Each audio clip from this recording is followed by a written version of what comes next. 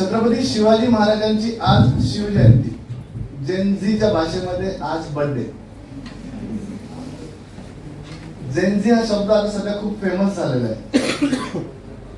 त्यामुळे व्याख्यानाचा विषयच मी असा घेतलेला आहे की छत्रपती शिवाजी महाराज आणि आताची जेनझी. आणि एक घटना समजवायची, त्याचा दूरगामी परिणाम भारतावरती, जगावरती, आपल्या आयुष्यावरती हा नेमका कसा झाला, आणि त्याच्यासाठी एक घटना जी तुम्हा आम्हाला सगळ्यांना परिचित आहे, पण मी अपरिचित ह्या दृष्टिकोनातून तुम्हाला सांगेल, ती म्हणजे अफजल वध. 1.5 वर्ष मी अफजल खान ह्याच्यावरती रिसर्च करत होतो की हा इथे का आला. पटकन आपण बोलून जातो की कोणता काढला, मारला, मोडले नाही, वाकले नाही, काय जे काय असेल ते अग्रेशन मध्ये बोलतोय. पण खरंच ती लढाई अग्रेशन मध्ये होती का, त्याचा काही दूरगामी परिणाम आपल्यावरती झाला आहे का, की आपण काय लक्षात ठेवलं, ते सुद्धा मी याच्यामध्ये सांगण्याचा प्रयत्न करेन. सगळ्यात आधी छत्रपती शिवाजी महाराजांचा जन्म या भूमीमध्ये का महत्वाचा होता हे पाहणं फार गरजेचं आहे. की ते का महत्वाचा होता, राजाचा एवढा उदो आपण का करतोय, त्याच्यासाठी या अखंड हिंदुस्थानाच्या निदान आपल्याला काही 1000 वर्ष मागे जायचं गरज आहे. इसवी सन 570 ला मध्य आशियामध्ये महम्मद पैगंबरांचा जन्म झाला. इसवी सन 610 ला इस्लामची स्थापना झाली आणि इसवी सन 632 ला इस्लामची आक्रमण संपूर्ण जगभरावरती सुरुवात झाली. इकडे बसतात तर उठतात.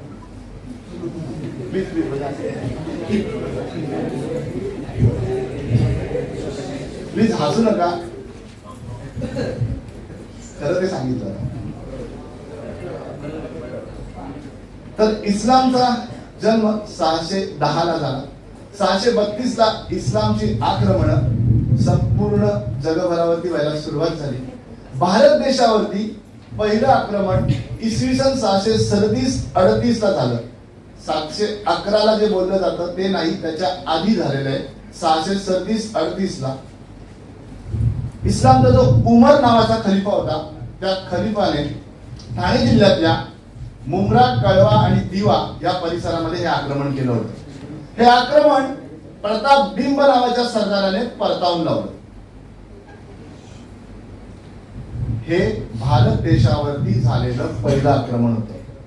थोडंसं पुढे येऊया. इसवी सन 711 ते 13 मध्ये मोहम्मद बिन कासिमचं आक्रमण झालं. हे आक्रमण खूप भयानक होतं. संपूर्ण बंदरच काबीज झालं. पोर्ट म्हणतात त्याला आजच्या भाषेमध्ये. आता तुम्हाला कळत असेल की एक पोर्ट मध्ये संपूर्ण जगाचा 30% व्यापार होतो. ते हमुर्जा पोर्ट इराणने बंद केलेलं आहे. याचा किती मोठा परिणाम होतो असा कधीतरी विचार करा. असं एक अखंड हिंदुस्थानातलं हिंदू राजसत्तेमध्ये असलेलं पोर्ट देऊळ नावाचं होतं. पाकिस्तान आणि अफगाणिस्तानच्या तिथे ते होतं. हे पोर्टच मोहम्मद बिन कासिमने काबीज केलं. आज 2026 आहे, ते पोर्ट आपल्याकडे नाही. त्याचा किती दूरगामी परिणाम झाला त्याचा कधीतरी विचार करा. त्याच्यानंतर थोडस पुढे येऊया. अनेक राजसत्ता अखंड हिंदुस्थानामध्ये नांदत होत्या, हिंदूंच्या होत्या. परंतु 1296 ला एक भयानक आक्रमण आपल्या महाराष्ट्रावरती झालं. ते आक्रमण होतं अल्लाउद्दीन खिलजीचं. हे आक्रमण इतकं भयानक होतं की या महाराष्ट्राने घृणास्पद म्हणा किंवा एक काळा दिवस म्हणा तो बघितला. तो म्हणजे इथे रामदेवराय आणि शंकरदेवराय असे 2 राजे देवगिरीला, आत्ताचा छत्रपती संभाजीनगर, औरंगाबाद म्हणतात, तिथे देवगिरी नावाचा किल्ला आहे. ती आपली राजधानी होती, हिंदू राजाची राजधानी होती. ती राजधानीच पडली, काबीज झाली. या काबीज झालेल्या राजधानीचं, ठीक आहे, राजधानी काबीज होतात, परंतु घृणास्पद काय आहे या महाराष्ट्रासाठी, तर राजा स्वतःची कन्या सुद्धा वाचवू शकला नाही. रामदेवरायांची कन्या जेठाई थेट तिचीच मागणी अल्लाउद्दीन खिलजीने स्वतःसाठी केली. आणि या महाराष्ट्राने असा दिवस बघितला की राजाची कन्या घेऊन अल्लाउद्दीन खिलजी दिल्लीकडे निघून गेले. छत्रपती शिवाजी महाराजांचा जन्म का महत्वाचा आहे हे सांगण्याचा माझा प्रयत्न आहे. त्यासाठी काही हजार वर्ष आणि आता 100 मध्ये वर्ष आपण मागे येतो. आणि साहजिकच रामदेवरायांची कन्या हा महाराष्ट्र वाचवू शकला नाही, स्वतः राजा वाचवू शकला नाही आणि जेठाईला घेऊन अल्लाउद्दीन खिलजी दिल्लीकडे निघून गेले. इसवी सन 1630 ग्रेगरियन कालगणनेनुसार 19 फेब्रुवारी 1630 आणि तिथीनुसार आजचा दिवस फाल्गुन कृष्ण तृतीया छत्रपती शिवाजी महाराजांचा जन्म झाला. 334 वर्षांचा डिफरन्स आहे.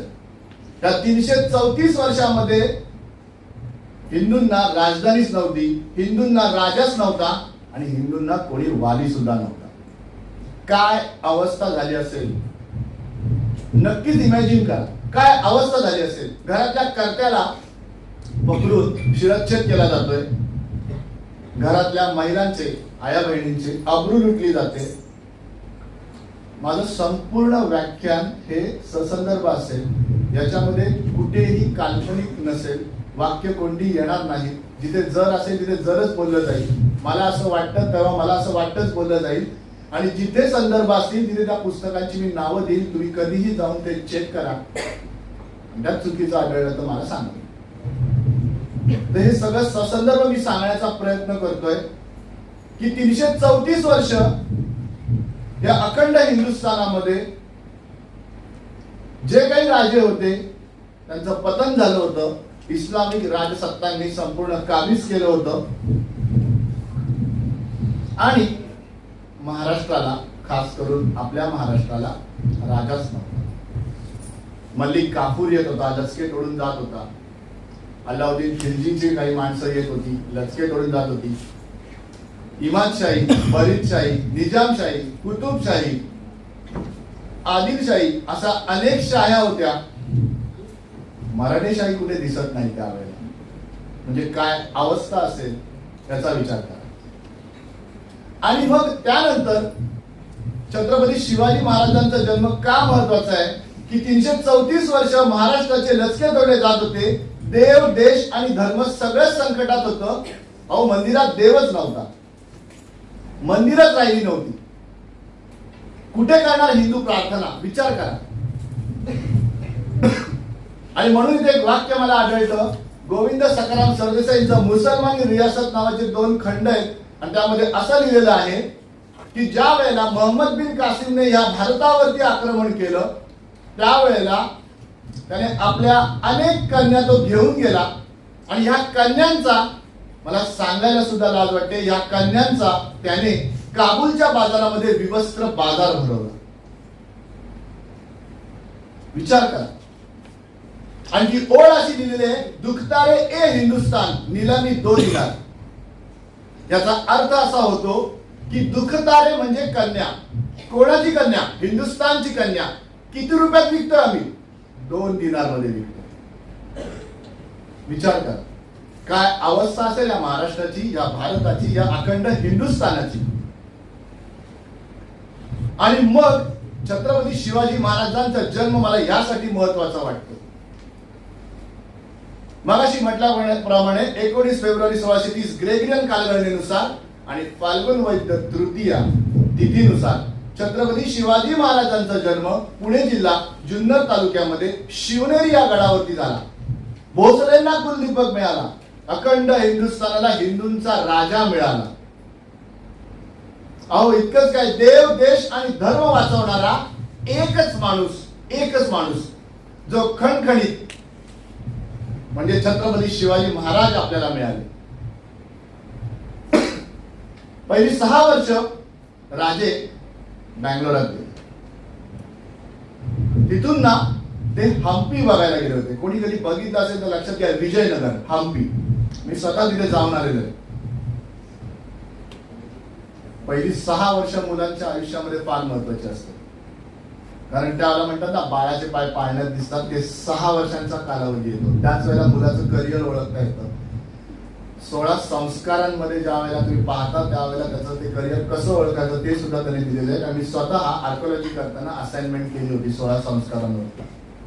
आज आपलं वेगळंच झालं. 6 वर्षामध्ये आपण मोबाईलमध्ये मास्टर होतो. आपला पोरगा मोबाईलवरती कॅप्कट वगैरे तो 6 वर्षाचा पोरगा पण चालवताना मी बघितलेलं आहे. आणि माझा मित्र एका भूषणाने मला सांगतो कॅप्कट चालवत होतो. सॉरी ब्राईट आहे फ्युचर. तर मुद्दा हा आहे की हम्पीला गेले, ते तुटलेल्या फुटलेल्या दगडी बघितल्या, अवशेष पाहिले, मंदिरांमध्ये देवच नाहीये. पूर्ण चप्पल घालून आपण गर्भगृहामध्ये जातो कारण देवच नाहीये, फक्त विरूपाक्ष एकच मंदिर टिकलंय. हम्पीमध्ये असलेल्या कुठल्याही मंदिरांमध्ये देवच नाहीये. आणि या सगळ्या फुटलेल्या याच्यावरती छत्रपती शिवाजी महाराजांनी राजमाता जिजाऊंना प्रश्न विचारला, कोणी केलं हे सर्व? 6 वर्षाच्या मुलांनी प्रश्न विचारला, कोणी केलं हे सर्व? जिजामातांचं उत्तर होतं, इस्लामी राजसत्तांनी सगळं केलं. 1565 ला राक्षस तंगडीची लढाई म्हणतात किंवा तालिकोटची लढाई म्हणतात. याच्यामध्ये सगळ्या शाळा ज्या मागाशी दक्षिणेच्या शाळा म्हटलो, इमादशाही, बरीदशाही, निजामशाही, कुतुबशाही, आदिलशाही, ह्या सगळ्या एकत्र आल्या.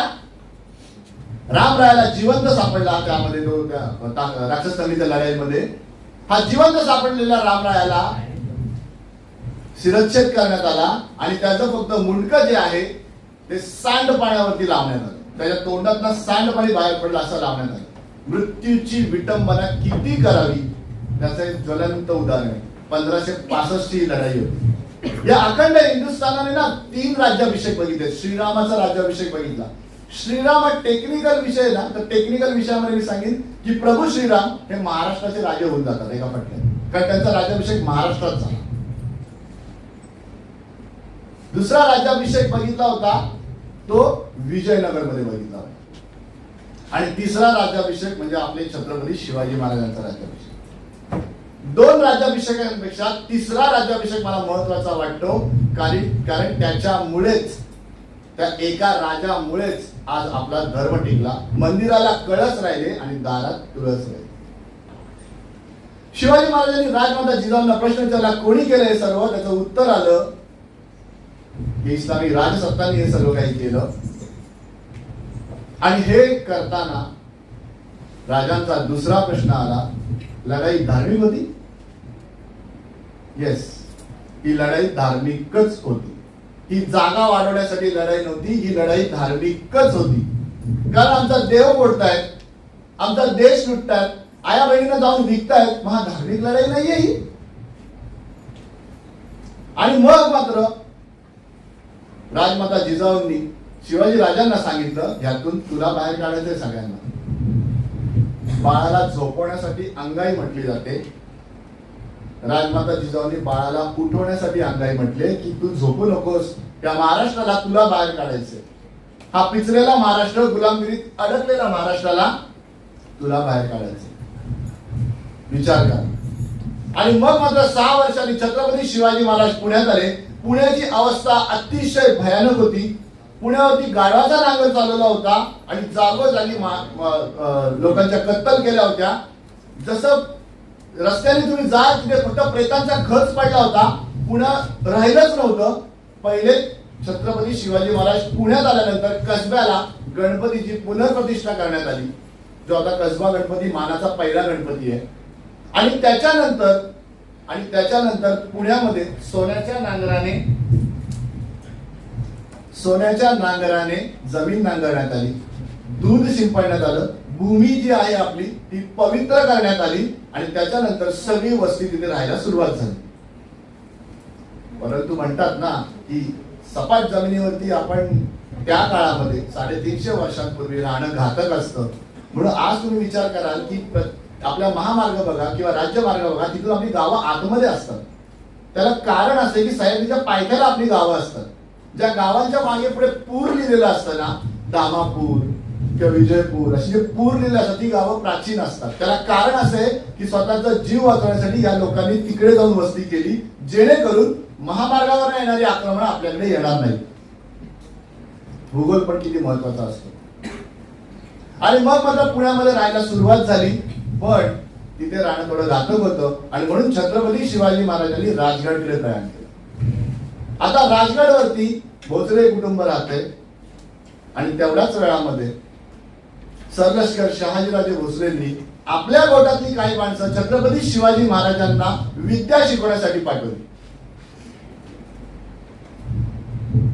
पिलाजी वेलदरे, जीवाजी देवकाते, मांडकोजी दहातोंडे अशी काही माणसं आहेत, ती क्रीम पीपल आहेत त्या काळातली, आणि ती छत्रपती शिवाजी महाराजांना, दादोजी कोंडदेव छत्रपती शिवाजी महाराजांना विद्या शिकवण्यासाठी आली. वय वर्ष 16, इसवी सन 1646, 15 एप्रिल सूर्याजी मालुसरे, तानाजी मालुसरे, पिलाजी देवकाते, संताजी बोबडे, येसाजी कंक आणि साक्षात छत्रपती शिवाजी महाराज रायरेश्वराच्या मंदिरात दाखल झाले. वय वर्ष 16, हिंदवी स्वराज्याची शपथ घेण्यासाठी रायरेश्वराच्या मंदिरामध्ये ही सगळी मिसळून फुटलेली पोरं दाखल झाली. जयघोष झाला हर हर महादेवाचा. सगळेजण महादेवाच्या शिवलिंगाभोवती उभे आहेत. छत्रपती शिवाजी महाराज गुडघ्यावर बसले. स्वतःच अनामिका, करंडीच्या बाजूचं बोट अनामिका, ते थोडस कट केलं आणि रक्ताचा एक थेंब महादेवाच्या पिंडीवरती व्हायला, महादेवावरती शिवलिंगावरती व्हायला, रक्त पुष्प व्हायला. हे पहिलं रक्त माझं. आता यापुढे येईल ना ते फक्त आणि फक्त शत्रूच. रक्ताचा अभिषेक असेल तो शत्रूच्या रक्ताचा अभिषेक असेल. शपथ घेण्यात आली हिंदवी स्वराज्य स्थापनेची. वय वर्ष 16. जेनजीला हाच प्रश्न आहे माझा आता पहिला. वय वर्ष 16 मध्ये आपण तेच बोट BGMI PUBG साठी वापरतो. तेच बोट आपण स्नॅपचॅट खेळायला वापरतो. तेच बोट आपण इन्स्टावरती स्टोरी टाकायला वापरतो. पण कधीतरी विचार करा, तेच बोट जर आपण शिवचरित्रावरती ठेवून वाचलं तर किती फरक पडेल आपल्यामध्ये. मी असं नाही म्हणत आहे तर तुम्ही ऍप वापरू नका, किती वापरायचं हे कुठेतरी ठरवा. ते वाचाल तर वाचाल, पण याच्यामध्ये एक छान वाक्य मला मिळतं की पुस्तकं माणसाला रद्दी होण्यापासून वाचवतात. आणि कधीतरी शिवचरित्र वाचून काढा, मग कळेल. आज या महाराष्ट्रामध्ये छत्रपती शिवाजी महाराज, मी खूप जबाबदारीने वाक्य वापरतो, आज या महाराष्ट्रामध्ये छत्रपती शिवाजी महाराज कुठेतरी आपल्याला स्टाईल आयकॉन म्हणून पुढे आणतात आपल्या जनतेत. मग ते जगदंब झालेलं जॅकेट किंवा राजमुद्रा किंवा चंद्रकोर, हे सगळे स्टाईल आयकॉन झाल्यात. निमुळती दाढी, चंद्रकोर लावलेले डोळे कुठे फिरतात ते कधीतरी बघा. तो प्रश्न स्वतःला विचारा. चौकात उभे राहून आपण काय करतोय. राजमुद्रा घातलेल्या अंगठ्या असतात ज्या हातामध्ये, त्याला तंबाखू मळली जाते. जगदंब घातलेलं जॅकेट घालून लोक दारू पित आहेत. हे कितपत बरोबर आहे. राजा स्टाईल आयकॉन आहे आपल्यासाठी, विचार करा. आणि मग मात्र जयघोष झाला हर हर महादेवाचा आणि रायरेश्वराच्या मंदिरामधून हे सगळे मिसळून फुटलेली पोरं निघाली. खरंच त्या काळामध्ये या लोकांना वेड्यात काढलं असेल. काय करतोय हा असलं काय. 16 वर्ष 16. आणि मग मात्र सुरुवात झाली एक एक किल्ले घ्यायला. पहिलाच तोरणा. तिथे तोरणा दाखवलंय, तोरणा आहे का नाही मला माहिती नाही, या खाती लिहिलेलं ते चुकीचं आहे. गडाला आणि सिंहाच्या तर तोरणा, तो तोरणा घेण्यात आला आणि आदिलशहाचं पहिलीच खप्पामर्जी इथे झाली. त्यांनी सरलष्कर शहाजीराजे भोसलेंवरती, शहाजी राजांवरती प्रेशर आणला. हा प्रेशर राजकीय होता, पोराला आवड. पुन्हा राजकीय वाक्य शहाजीराजांनी वापरलं, पोरगा माझा ऐकत नाही. राजकीय वाक्य. राजकारणात शत्रूशी नेहमी खोटच बोलायचं असतं, असं आमचे स्वातंत्र्यवीर विनायक दामोदर सावरकरांनी छान वाक्य राजा छत्रपतींसाठी वापरलेलं आहे. की यातून तुम्ही काय शिकता. एका वाक्यात, राजकारणात नेहमी खोटच बोलायचं असतं पण शत्रूशी. आज दुर्दैव आहे, राजकारणी आमच्याशी खोटं बोलतो. असं बॅक टू द पॉइंट. पोरगा माझा ऐकत नाही, सांगून टाकलं. आतून सर्व मुलाला संस्कार दिले जात आहेत की तुला आता इथे सगळ्यांना वाचवायचे. स्वतः सरलष्कर शहाजीराजे भोसले स्वतः राजाला स्वतःची एक मुद्रा देतात, तुम्ही तिथे लावलंय बघा. प्रदीपचंद्र लेखे व वर्धिष्णू विष्णू वंदिता साहसून शिवसैश्य मुद्रा भद्राय राजते. प्रतिपदेचा चंद्र जसा कले कलेने वाढतो आणि त्याच्या प्रकाशामध्ये संपूर्ण पृथ्वी नावून निघते, तसं शहाजीपुत्र शिवाजीचं राज्य वाढत राहील आणि त्या राज्यामध्ये सर्वच लोकांना सुख प्रदान करण्यात येईल. किती सुरेख विचार करा. आणि ही राजमुद्रा देण्यात आली. पण एका बाजूला सांगण्यात आलं कोरोना माझा ऐकत नाही. आणि मग मात्र एक एक किल्ले घेताना ज्या वेळेला सारा सुद्धा म्हणजे टॅक्स हा सुद्धा छत्रपती शिवाजी महाराजांनी घ्यायला सुरुवात केल्यानंतर मात्र आदिलशहामध्ये आदिलशहाचा राजकीय बाजार सुटला असं म्हणायला हरकत नाही. आणि मग मात्र आदिलशहामध्ये प्रचंड विचार विनिमय करण्यासाठी दरबार भरला. आणि इथेच एंट्री होते अब्दुल्ला खान भटारी या माणसाची, ज्याला तुम्ही अफजल म्हणून ओळखता. ह्याचं नाव अब्दुल्ला खान भटारी आहे. हा जेवण बनवणाऱ्या बाईचा मुलगा आहे. अफजल ही त्याची पदवी आहे. अफजलचा अर्थ असा होतो की उत्कृष्ट व्यवस्थापन करून शत्रूचा समूळ नायनाट करणाऱ्याला अफजल म्हणतात. ह्याचा शिक्का पण डेंजर आहे. शिक्का असा आहे की उत्कृष्टातलं उत्कृष्ट आणि अफजल ह्याची जेव्हा तुम्ही तुलना कराल त्याला आकाशातून एकच आवाज येईल, अफजल अफजल अफजल असा त्याचा शिक्का आहे. कॉन्फिडन्स असावा, पण एवढा ओव्हर कॉन्फिडन्स आहे. पुढे काय झालं ते आपण बघूया. आणि इथे एंट्री झाली अफजल खानाची. हा अफजल खान ज्या वेळेला दरबारात आला, हा इथे त्याची प्रोफाईल समजून घेणं फार गरजेचं आहे. कारण ना हा किती डेंजर आहे ना हे तुम्हाला पहिले मी सांगतो. 1656-57 ज्या वेळेला छत्रपतींनी जावळी घेतली त्याला ना शत्रू पक्षाची मुवमेंट बघणं गरजेचं आहे. त्याला औरंगजेब कुठे होता? औरंगजेब हा राजा नव्हता, तेव्हा शहाजहान राजा होता. औरंगजेब हा महाराष्ट्राचा, पहिले गुजरातचा, मग महाराष्ट्राचा. गुजरात म्हणजे लाट देश, लाट नंतर महाराष्ट्र. महाराष्ट्राचा सुभेदार होता. हा कल्याणी बिदर बरोबर छावणी टाकून होता. कल्याणी नावाचं एक ठिकाण आहे साऊथला, तिथे बिदर नावाचं आहे. त्या बिदरच्या कल्याणी आणि बिदरच्या बॉर्डरवरती हा छावणी टाकून होता. आणि त्याच वेळेला शहाजहान आजारी पडला.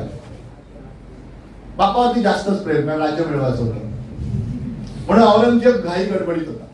थोडंसं विषयांतर करून ना मी तुम्हाला एक गंमत इथे सांगतो. छत्रपती शिवाजी महाराजांचा राजकारणाचा उत्कृष्ट नमुना आहे हा. शिवाजी महाराजांनी आदिलशहाचा प्रांत, बघा मी काय म्हणतोय, शिवाजी महाराजांनी आदिलशहाचा प्रांत 20 एप्रिल 1657 ला लुटला. आणि हा प्रांत लुटून त्यांनी पहिलं लेटर लिहिलं, ज्याला आमच्या भाषेमध्ये आर्कोलॉजी मध्ये लव्ह लेटर म्हणतात. ते लव्ह लेटर लिहिलं कोणाला माहितीये? औरंगजेबाला, सुभेदाराला, की आदिलशहाचा प्रांत लुटलाय. आता औरंगजेब मुघलशाही, आदिलशहाचा प्रांत लुटलाय, पण तुमची मान्यता असेल. औरंगजेब म्हणतो माझी मान्यता, हा काय प्रकार? तो पण कच्चा नाहीये. पत्र घेऊन गेलं, हे पत्र घेऊन गेले सोनोपंत डबील. आणि मग मात्र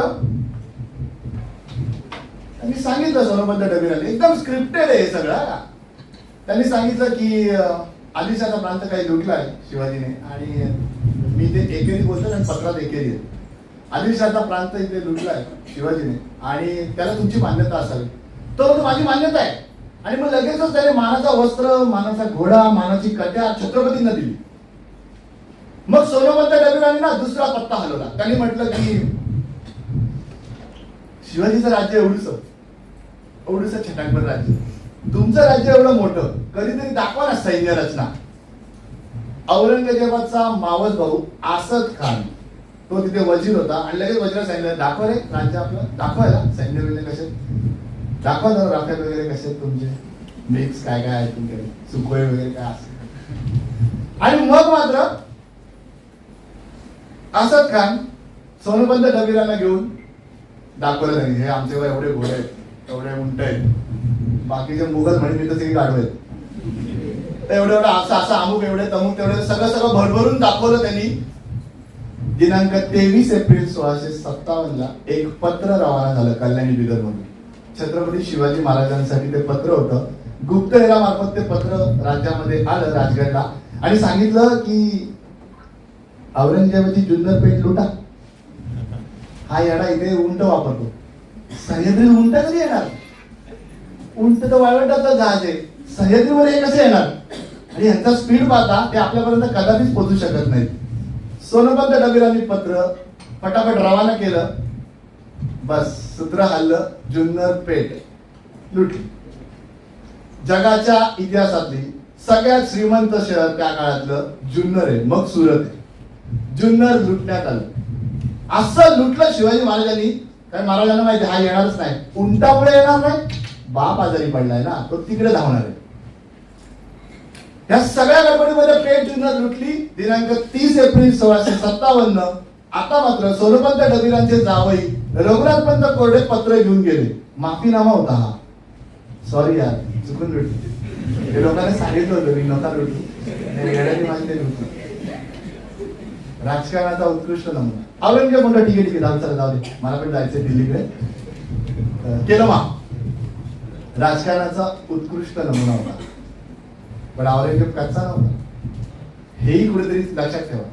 आणि मग मात्र रघुनाथपंत कोरडे पत्र घेऊन गेले. सगळं झालं, जे काही शिष्टाचारामध्ये असते ते सगळं झालं. परत मानाची वस्त्र, मानाची कट्ट्या, मानाचा घोडा शिवाजी महाराजांना दिला आणि तो लागलीच लगेच दिल्लीकडे जाण्यासाठी तो निघाला. पण या सगळ्या काळामध्ये अफजल खान कुठे काय करतोय?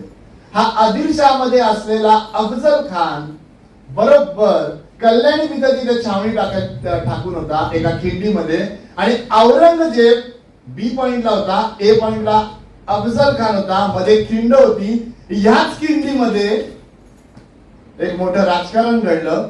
इथे मी जर शब्द वापरतो, कारण जर त्याच वेळेला अफजल खानाच्या हातामध्ये औरंगजेब सापडला असता तर भारताचं काय, जगाचं राजकारणच बदललं असतं. पण इतिहासात जर तरला कोणच विचारत नाही. आणि मग सांगण्याचा मुद्दा हा आहे की याच खिंडीमध्ये औरंगजेब उद्या कापला जाणार एवढं पर्यंत आले. आणि एका मोहम्मद नावाच्या माणसाने जो अफजल खानाकडे कामाला आहे, त्याने औरंगजेबाला बाहेरच्या बाहेर सेटलमेंट केली आणि त्याला धर्म वाटली.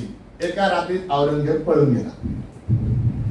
औरंगजेब अफजल खानाच्या तावडीतनं निसटलाय. अफजल किती भयानक असेल आता. हे ज्या वेळेला अफजल खानाला कळलं त्याला त्याचा तिळपापड झाला. आणि त्यावेळेला तो एक लोखंडाचा पट्टाच घेऊन दरबारामध्ये आला आणि दरबारामध्ये येऊन त्याने थेट मोहम्मदच्या चिंधड्या उडवून टाकल्या. दरबारामध्ये मोहम्मदची हत्या केली. कारण ह्यांनी मध्यस्थी केली आणि औरंगजेब त्यामुळे निसटला, त्याचं माझं प्रमोशन झालं असतं. आणि त्याने हत्या केली. हाच अफजल आहे. हा काहीसा उशिरा दरबारात आला. दरबारामध्ये प्रश्न होता शिवाजीचा बंदोबस्त करायचा आहे आणि काहीसा उशिरा आला. आणि उशिरा आलेला मिनिट ऑफ मीटिंग पण वाचायला मिळालं नाही नेमकं काय होतं. त्यांनी विचार पण नाही केला नेमकं काय चाललंय, कुठे मोहीम आहे, कशासाठी मोहीम आहे. त्यांनी लागलीच विडा उचलला. मग कळलं का अरे शिवाजीला, अरे ठीक आहे ना यार, मैं लावूंगा शिवाजी. बकरीत असं लिहिलंय, चढ्या घोड्यानिशी आणि म्हणजे असा जाईल, घोड्यावर ना उतरणार पण नाही, असा खेचून आणि शिवाजीला. हे म्हणतो अफजल खान. आणि मग हा विडा वगैरे उचलण्याचं सगळं झालं. आणि मग हाच अफजल खान त्याच्या गुरूंना भेटायला गेला. ज्या वेळेला तो गुरूंना त्याच्या भेटायला गेला, मी सगळं खरं सांगतोय, त्याच्यामध्ये काही काल्पनिक नाहीये. हा ज्या वेळेला गुरूंना भेटायला गेला त्याच वेळेला तो विदाऊट मुंडक्याचा गुरुला दिसला. म्हणजे ज्या तो चालत येत होता त्याला मुंडकच नव्हतं असा तो दिसला. तो गुरु बोलतो अरे उलट होईल काहीतरी. तो बोलतो तो जमीनदाराचा पोरगा आहे साधा शिवाजी, हा काय उलट करणार. माझं 5,000 पण त्याचं सैन्य नाही. 20,000 इथून 15,000 सैन्य घेऊन चाललो. 20,000 माझं नुसतं तर पायदळ, म्हणजे जवळजवळ 35,000 मी सैन्य घेऊन चालले, 12,000 उंट घेऊन चालले. हा काय कामाचा, हा काय करणार आहे. नाही यार उलट होईल. पण शंकेची पाल किती हुशार असल्या ना, ते रिझल्टच्या आदल्या रात्री काय असते अवस्था, किती लागेल वाटतं. काय माहिती यार, सरांना उलट बोललो.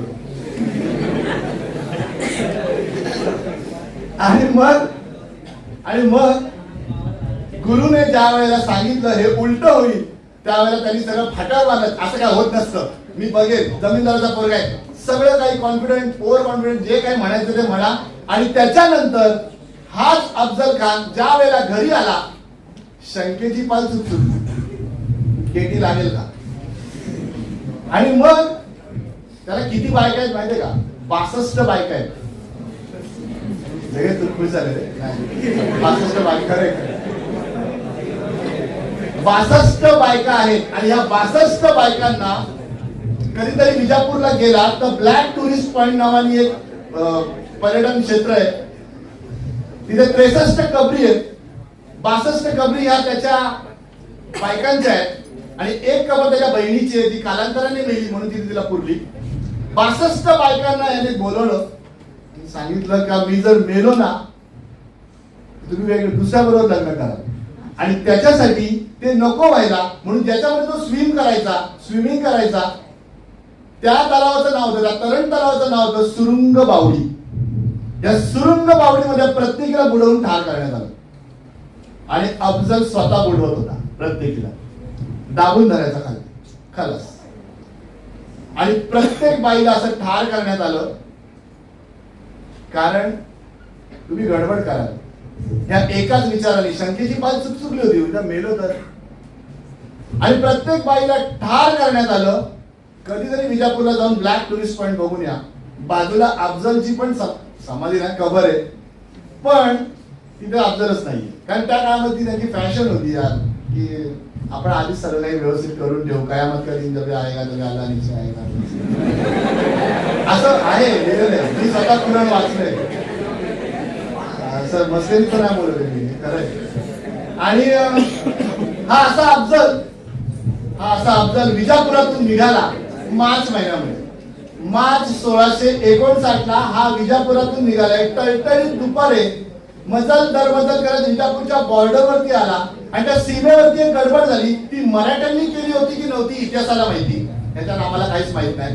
पण त्याच्यामध्ये कधी ढालगज भावानी खलास झाली. ढालगज भावानी म्हणजे जो एक हत्ती सैन्याच्या पुढे चालतो झेंडा घेऊन, तो हत्तीच ठार झाला. असा हत्ती ठार झाला ना, तर कोणताही राजा युटर्न मारून डायरेक्टली घरी यायचा, की आता पुढे जाणं काय अपशकून आहे. पण अफजल गेला. अफजलला माहिती आपण याला पकडूनच आणणार आहोत. आणि अफजल गेला तरी त्याला त्याचे लोक सांगतायत ढालगज खलास झाले. नाही जायचं तरी पण पुढे. मजल दरमजल करत तो सोलापूर हायवेने इकडे आला. कसा आला ते पण सांगतो. मध्ये तुळजापूर लागलं, इथेच महाभयानक कृत्य त्याने केलं. वाटेत सगळी मंदिरं त्याने फोडलेत, सगळी गावं पाठवलेत. आणि मजल दरमजल करत तो तुळजाभवानीकडे आला. तुळजाभवानीचं त्या काळात केलेलं वर्णन अतिशय भयानक आहे. जे त्यांनी कृत्य केलं त्याचं वर्णन जे आहे ते अतिशय भयानक आहे. ते असं आहे की सगळ्यात आधी अफजलच्या माणसांनी खणत्या लावून ती मूर्ती उपटली. खणत्या म्हणजे पारई, त्याने ती मूर्ती उपटली. स्वतः अफजलने तिच्यावर घाण्याने घाव घातला. तो फक्त तोडूनच थांबलेला नाहीये. बघा त्याने पुढे काय केलं. त्याने त्या मूर्तीचे तुटलेले जे काही तुकडे होते ते तुकडे सगळेच्या सगळे जात्यात टाकले आणि ते जातं फिरवलं, त्याचं पीठ करून टाकलं. काय करते तुमची देवी आता मी बघतो. अफजलने हे कृत्य केले. आणि मग अफजल साताऱ्यामध्ये ज्या वेळेला आला, त्या रूटला मी स्वतः जाऊन आलोय अभ्यास करण्यासाठी. ज्यावेळेला मी अफजलचा अभ्यास करतो, औंध नावाचं ठिकाण आहे. या औंधामध्ये यमाई नावाची देवी आहे, ग्रामदेवता आहे.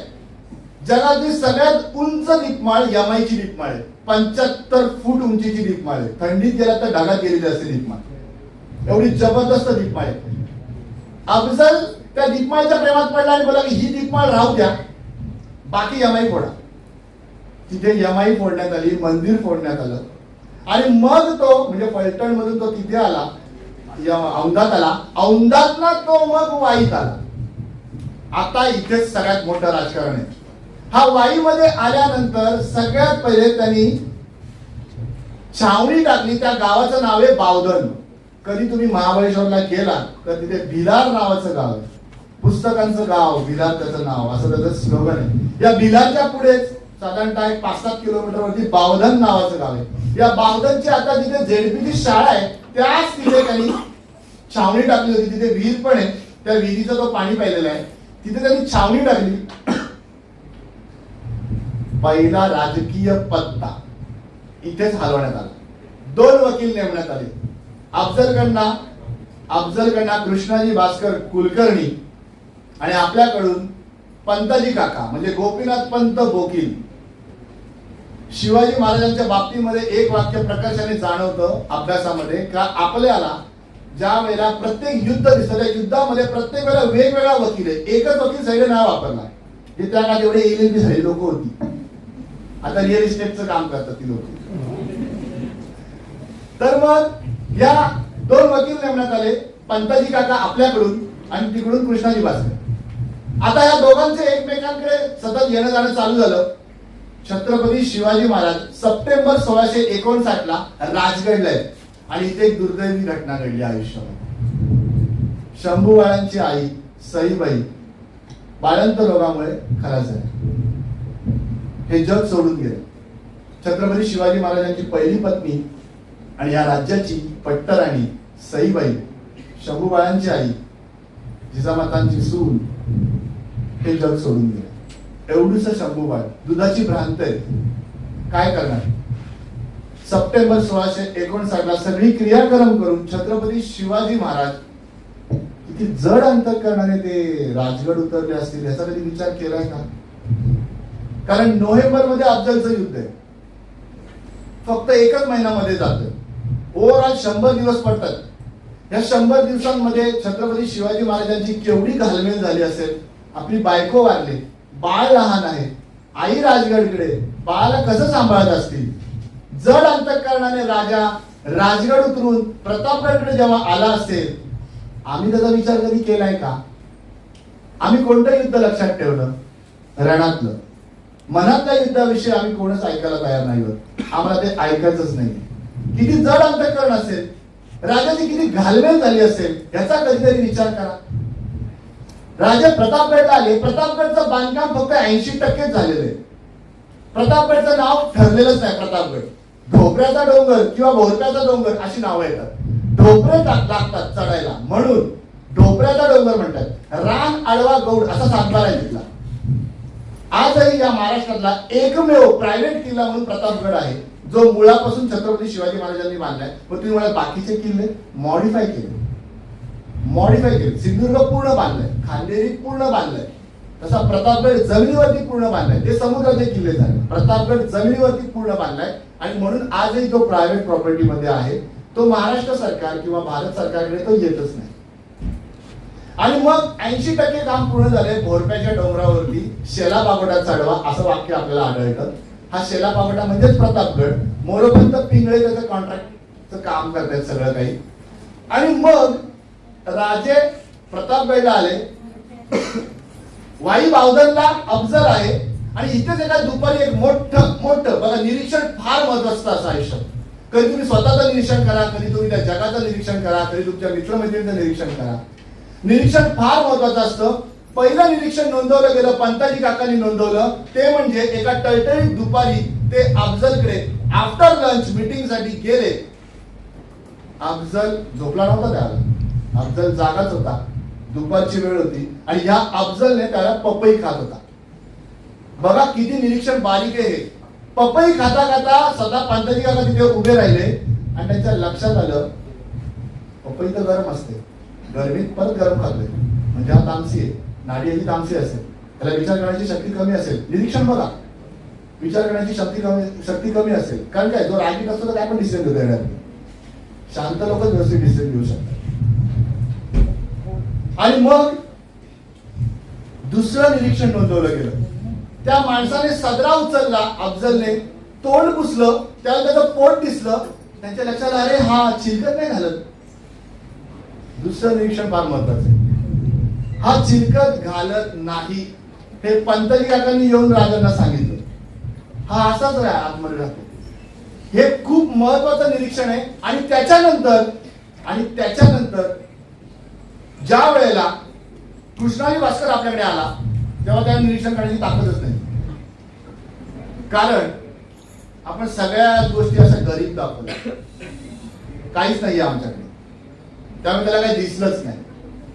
पण त्याच वेळेला एक बांधकाम सुरू झालं होतं जिथे आता अफजलची कबर आहे. त्या बांधकाम अण्णाजी मलकरे नावाचा मनुष्य करत होता आणि त्याने एवढा मोठा भला मोठा चौतारा बांधला होता, त्याच्यावर शामियाना उभारला होता. भेटीची वेळ डिस्कशन चालू होती, कधी भेटायचं, आणि वेळ ठरली दुपारी 2 वाजता 10 नोव्हेंबर 1659. तोपर्यंत इकडनं सारखे लव्ह लेटर्स चालूच आहे. आर्कोलॉजीच्या दृष्टिकोनातून लव्ह लेटर्स.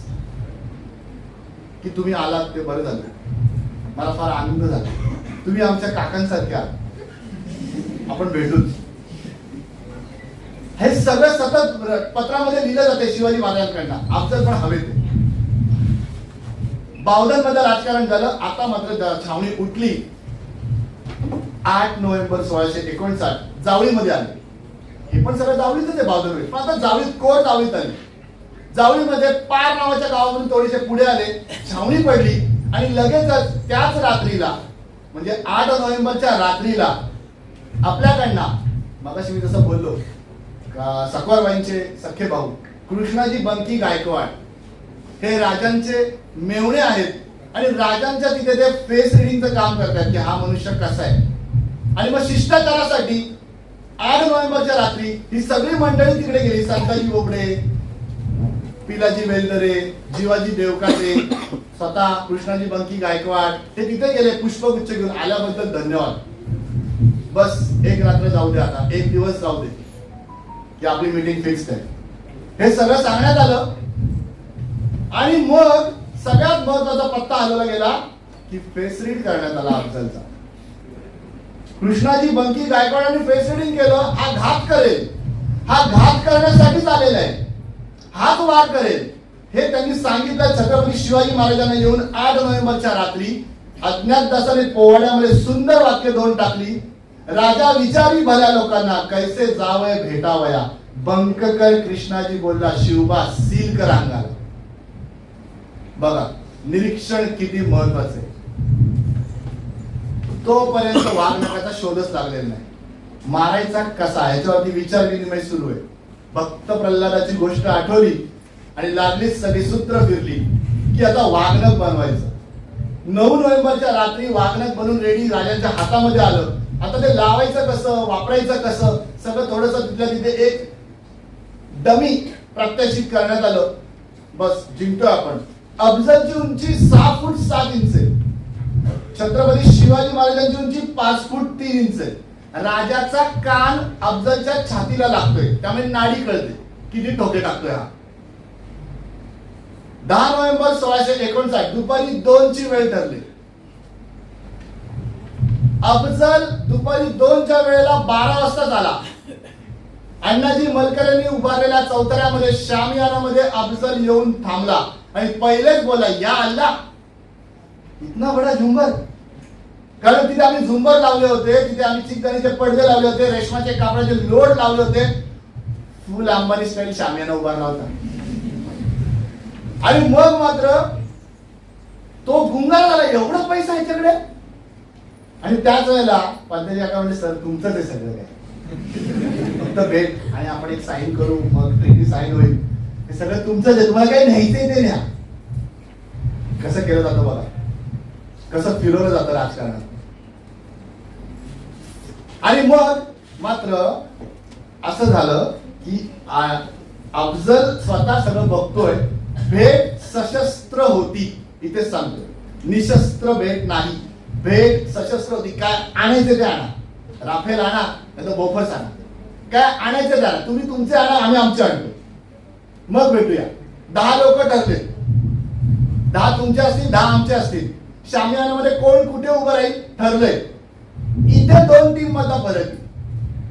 त्यांच्याकडे ना एक माणूस आहे, त्याचं नाव आहे सय्यद पांडा. हा घातकी माणूस आहे.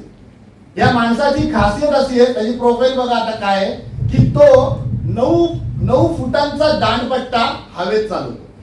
9 फुटांचा दांडपट्टा हवेत चालवतो आणि ते चालवता चालवता 11 हातांवरती असलेल्या माणसाचा हात तो खांद्यातना एका क्षणात निघून काढतो. म्हणजे हा जो 1 पीस माणूस आहे त्याचा हातावर तिथे दांडपट्टा मारून तो ठाडकन त्याच्यातनं हात बाहेरच काढून टाकायचा, उकडून टाकायचा. ही त्याची खासियत आहे सय्यद बंडाची. आणि हे तो काम सहज करतोय आणि त्याच्यासाठी तो मराठे पकडून आणतोय आणि त्यांची खडाखड हात काढतोय प्रॅक्टिस साठी. हे राजांना कुठेतरी माहिती होतं. आणि मग राजांनी ज्या वेळेला 2 वाजता भेट ठरले त्यावेळेला राजांनी प्रतापगडवरनं बघितलं 2 वाजता का भेट ठरले. त्याला कारण हे सूर्य मागे जाणार होता प्रतापगडचे. राजा आता असा बघणार सूर्याचा प्रकाश शामियानामध्ये सहज पडणार. शामियानामध्ये काय मुवमेंट चालले ते राजाला वरना दिसणार. ज्याला अफजल तिथून बघेल त्यावेळेला त्याला सूर्य दिसेल. गडावरची मुवमेंट दिसणार नाही कारण सूर्य नेमका त्याच बाजूला आहे गडाच्या. मी स्वतः त्याच दिनांकाला त्याच स्थितीला जाऊन बघून आलेलो की हे नेमकं काय राजकारण आहे. काही वेळ का ठरवली का ह्याच्या मागे धावायचं असतं. प्रश्न पडले पाहिजे. प्रश्नांची उत्तरे शोधली पाहिजेत. स्वामी विवेकानंदांचे ते छान वाक्य मला आठवतं की ज्या माणसाला प्रश्न पडतात ती माणसं जिवंत आहेत नाही तर चालती फिरती मडी सगळी आजूबाजूला फिरतायत बघा. आणि मग मात्र शिवाजी महाराजांनी हे सगळं काही असं सगळं अगदी समृद्ध राजकारण म्हणतात की एकदम ते केलं. 2 ची वेळ ठरलेली. 2 वाजता राजा प्रतापगड उतरला आणि परत वरती गेला. तुम्ही म्हणा आता हे काय. त्यांनी सांगितलं सय्यद बंडा आहे ना त्याला थोडं लांब करा. त्याला मी घाबरतो. कधी कधी घाबरणं गरजेचं असतं राजकारण. मग मी त्याला ना घाबरतो. राजा 9 वेळा प्रतापगड उतरला. 9 वेळा. सय्यद बंडाला बाजूला काढा ना. शेवटी पंतजकांनी जाऊन सांगितलं काढा त्याला बाजूला. एवढ्या वेळा आता इथं सगळं ठरलंय इथपर्यंत घास आला फक्त खायचाय त्याला काढा त्याला बाजूला.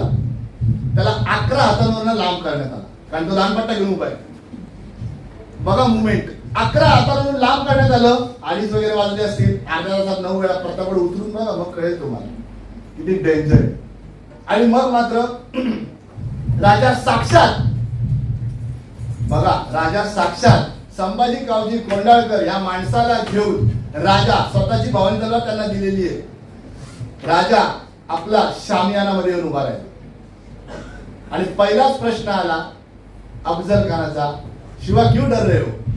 आणि राजाचं उत्तर बाणेदार आहे मी का तुम्हाला घाबरावे मी प्रभू श्रीरामास घाबरावे. कॉन्फिडन्स बघा. मी का तुम्हाला घाबरावे मी प्रभू श्रीरामास घाबरावे. आणि त्याच्यानंतर राजा आतमध्ये आला. पावलं पडतायत आणि मग शाहरुख खान स्टाईल हात. अफजलने हात फैलावले गळाभेटीसाठी. तो ऑलरेडी चिलखत घालत नाही आता हे आम्हाला कळलेलं. गळाभेटीसाठी हात फैलावले. छत्रपती शिवाजी महाराज आता समोरासमोर आहेत. राजाला सगळं आठवते. राजा विचारी भल्या लोकांना कैसे जावे भेटावे अभंग कर कृष्णाजी बोलला शिवबा सील कर अंगाला. सगळं सील करून आले आम्ही. सगळं एकही अंग आमचं आता मोकळं नाहीये. कुठून काहीच होणार नाही. आणि मग राजाने गळाभेट घेतली. काही क्षणातच वार कोणी केला हे महत्वाचंच नाही. तू तुळजाभवानी फोडली आमची. तू यमाई फोडली आमची. तू आमची गावं वाटवले. तू मंदिरं फोडून आमच्या मशिदी बांधल्यात त्यांच्या. हे सगळंच एका फटक्यात फ्लॅशबॅक आठवला छत्रपती शिवाजी महाराजांना. आणि एका क्षणात राजाने कोथळा बाहेर काढला. अफजल ओरडत राहिला दगा. अफजल ओरडत राहिला दगा. कोणी केला काय नाही. आणि मग मात्र त्याच्या कुसाडामध्ये बाजूलाच राजांनी वागणं टाकलं पेनेट्रेट भरपूर केलं. आणि मग मात्र त्याला पीळ घातला. तोपर्यंत आतडी पिळली गेली होती आणि मग खेचून सगळं बाहेर काढलं. अफजल दगा ओरडत होता तोपर्यंत जातच मागून वार करणाऱ्यांची मागूनच वार केला. पण आम्ही चिरकत घालून गेलो त्यामुळे आम्हाला काहीच नाही झालं. तोपर्यंत सय्यद बंडा तिकडे 11 हाताच्या पुढे होता. त्याचा दांडपट्टाच पोचू शकला नाही. आता विचार करा. तोपर्यंत त्याच्या दांडपट्टा मारेसपर्यंत तो पुढे येईसपर्यंत बघा तो पुढे येईसपर्यंत कोण होते माहितीये का. होते जिवाजी म्हणून वाचले शिवाजी असं वाक्य वापरावं. होता जीवा म्हणून वाचला शिवा असं वापरणं चुकीचं आहे. जिवाजी महाराजांनी जी काही तलवार टाकली त्याच्या ती इथून टाकून जांगेता बाहेर काढली. सय्यद बंडा 2 झाल्या एका झटक्यात. पार्ट 1 पार्ट 2 एका सीन मध्येच झालं हे सगळं. सय्यद बंडा संपला. बडा सय्यद संपला. दुसरा एक माणूस संपवला. अफजलचा कोथळा बाहेर पडलाय. अर्धांडे अफजलचा कोथळा बाहेर पडलाय. अफजल ओरडतोय विवळतोय. राजे रक्ताने मागलेत अफजलच्या. मोरोपंत तुम्ही प्रतापगडवरून बघतायत. चित्त युद्धात चुकीचं ठरलं वाटतं. मोरोपंत पिंगळांनी लढायला सुरुवात केली. हे उलट झालंय का? I can't imagine, we can't imagine. हे उलट झालं असतं तर बापरे, विचारच करू शकत नाही काय झालं असतं भारताचं. इतका महत्वाचा माणूस आहे हा. आणि मग त्याच्यानंतर राजांनी कोथळा बाहेर काढला, राजे रक्ताने माखले आणि राजे निसटले तिथनं, फटाफट बाहेर आले, प्रतापगडकडे धावत सुटले. आता इथे खूप महत्वाचं वाक्य आढळतं. 91 कलमी बकरीत 35वा कलम, या उपरी खानाचा मुर्दा गडावर आणला, तुळजा भवानीस उपद्रव दिला म्हणून त्याच्या पार्श्वभागात मेघ घालण्यात आली. कधी प्रतापगडला गेला तर जुन्या मार्गावरती दरवाजाजवळ एक खोबणी आहे, त्या खोबणीमधून एक रोप टाकण्यात आला खालती, त्याला मेघ बांधण्यात आली, पार्श्वभागात घालण्यात आली अफजलच्या, ती फिरवण्यात आली, अफजलचा मुर्दा उचलण्यात आला. हे सगळं संभाजी कावजी कोंढाळकरांनी असा आणला होता टाकून. आणि संभाजी कावजी कोंढाळकर ना हा मनुष्य फार महत्वाचा आहे, निदान त्या लढाईसाठीच. या माणसाने, आता मी ते जबाबदारीने वाक्य बोलतोय का, कारण हे सगळे अख्ख्या जगात हे वाक्य बोललं जातं की जे आडदांड असतात त्यांना बुद्धी कमी असते असं बोललं जातं. त्याच्यानं पहिलं वाक्य संभाजी कावजी कोंढाळकरांसाठी, तो ज्या वेळेला पहिल्यांदा बहिर्जी नायकांना दिसला तेव्हा तो एक 10 एमची तूळ अशी वाकवत येत होता. अशी तूळ एक वाकवत, तूळ म्हणजे सळई जी जाड असते, 8 एम तूळ म्हणतात, ते तूळ अशी वाकवत येत होता. आणि सहज वाकवणाऱ्या मनुष्याला बघून ना, त्या सहज वाकवण्या म्हणजे बहिर्जी नायकांनी बोलली, काम करणार का आमच्याकडे, नोकरी करणार का? बोला नाही.